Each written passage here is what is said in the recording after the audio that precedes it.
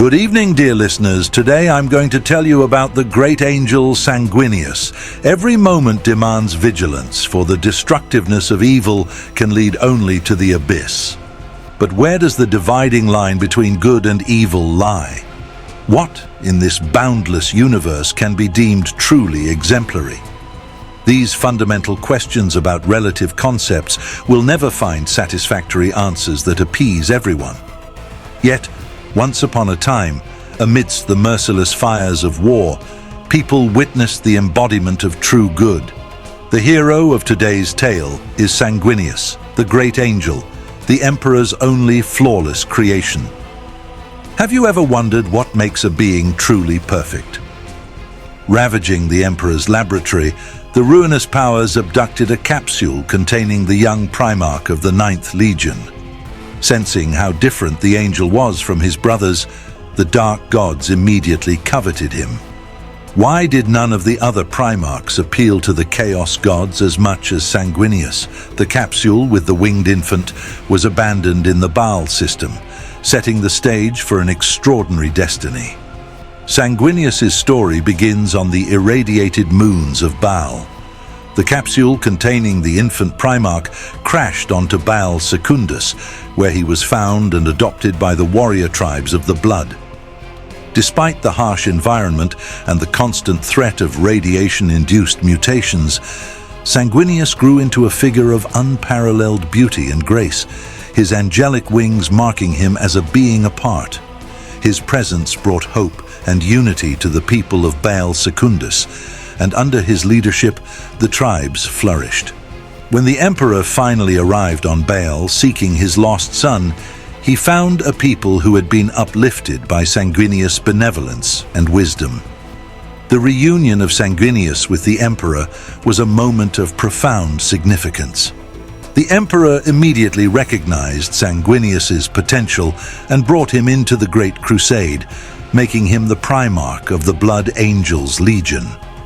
Under Sanguinius' command, the Blood Angels became one of the most formidable forces in the galaxy, their combat prowess matched only by their nobility and honor.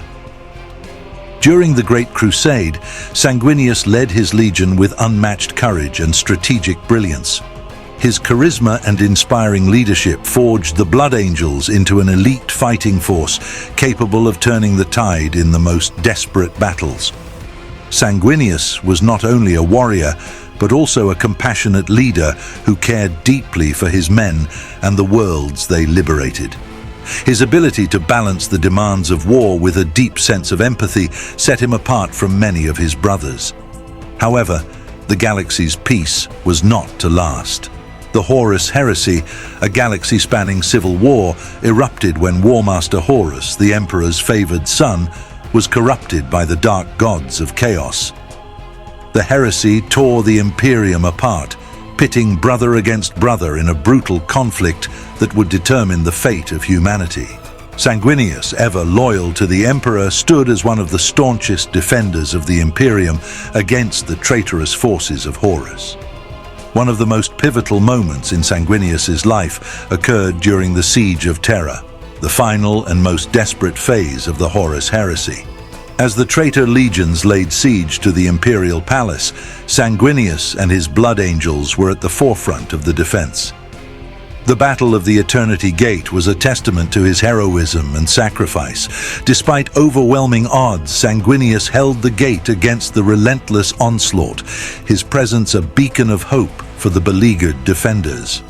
Sanguinius' final confrontation with Horus aboard the Vengeful Spirit, the traitor Warmaster's flagship, is one of the most iconic and tragic moments in Warhammer 40K lore.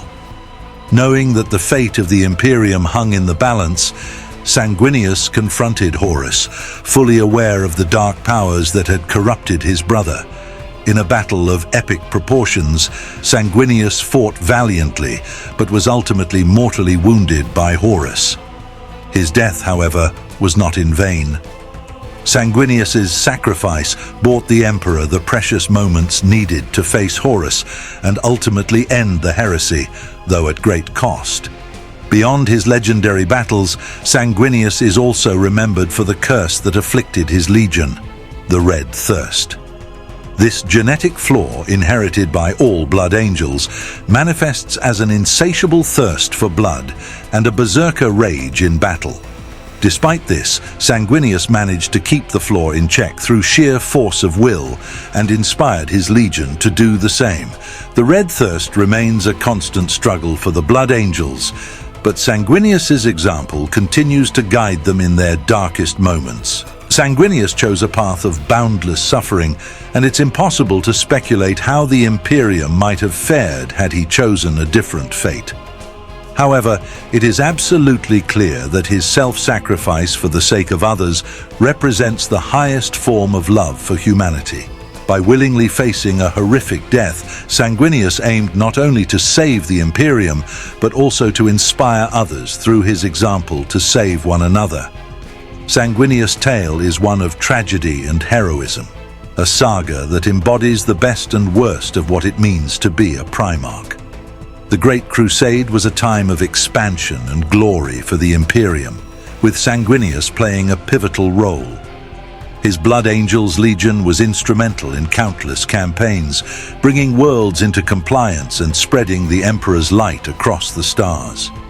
Sanguinius's innate goodness and his ability to inspire those around him made him a beloved figure, not just among his legion but throughout the Imperium. During the Great Crusade, Sanguinius's actions on Cygnus Prime stand out as a testament to his character. The Blood Angels were sent to this system to pacify it, but they were ambushed by a massive demonic horde. The battle was fierce and the Blood Angels were on the brink of annihilation. Sanguinius, however, refused to yield. In a display of sheer determination and divine wrath, he confronted the greater demon Ka'bandha, a champion of Khorne. Though the demon severely wounded him, Sanguinius's resilience and fighting spirit turned the tide, inspiring his legion to a hard-fought victory. This confrontation with Ka'bandha was not the last. The demon would become a recurring nemesis for Sanguinius and the Blood Angels, symbolizing the ever-present threat of chaos. Despite the physical and emotional toll of these encounters, Sanguinius never wavered in his duty. His willingness to confront such horrors head-on, often at great personal cost, solidified his reputation as a protector of humanity. As the Horus Heresy unfolded, Sanguinius's unwavering loyalty to the Emperor and the Imperium became even more evident. The betrayal by Horus and the subsequent civil war was a period of immense suffering and loss. Sanguinius's leadership during this dark time was crucial. He not only led his legion through countless battles, but also provided a moral compass for those who still held faith in the Emperor's vision for humanity. The Siege of Terra, the climactic battle of the Horus Heresy, saw Sanguinius at his most heroic. The traitor forces, led by Horus, assaulted the imperial palace with unrelenting ferocity. The Blood Angels, along with the Imperial Fists and the White Scars, were key defenders in this apocalyptic battle. Sanguinius's presence on the battlefield was nothing short of inspirational. He was often seen soaring above the fray, his wings a symbol of hope and defiance against the encroaching darkness. One of the most poignant moments of the siege was Sanguinius's defense of the Eternity Gate. This massive gate was the last line of defense before the inner sanctum of the Imperial Palace.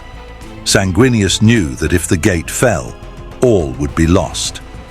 In an act of supreme courage, he held the line against the traitor legions, battling not just mortal enemies, but demonic entities as well. His valor and sacrifice during this battle became legendary, epitomizing the indomitable spirit of the Blood Angels. Sanguinius's final act of heroism occurred aboard the Vengeful Spirit. As the Emperor and his forces teleported onto Horus's flagship for a final confrontation, Sanguinius found himself alone against his corrupted brother. The battle was brutal and heartbreaking. Despite his immense strength and skill, Sanguinius was ultimately overpowered by Horus, who had been granted immense power by the Chaos Gods. Yet, in his final moments, Sanguinius inflicted a critical wound on Horus, weakening him enough for the Emperor to deliver the final blow. This act of self-sacrifice was not just a tactical victory, but a symbolic one, representing the ultimate triumph of loyalty and love over corruption and betrayal. The legacy of Sanguinius is not just confined to his military exploits. His deep compassion for humanity and his unyielding moral integrity set him apart from many of his brothers. Even in death, his influence persists. The Blood Angels continue to venerate him as a paragon of virtue and strive to uphold his ideals. The Red Thirst, while a constant challenge, is a testament to their Primarch's complex legacy. Thank you for delving into these intriguing theories with us. Which aspects of Sanguinius's legacy fascinated you the most, and what would you like us to delve into next? Feel free to share your thoughts in the comments below, and don't forget to like, subscribe, and stay tuned for more explorations into the Warhammer 40K universe.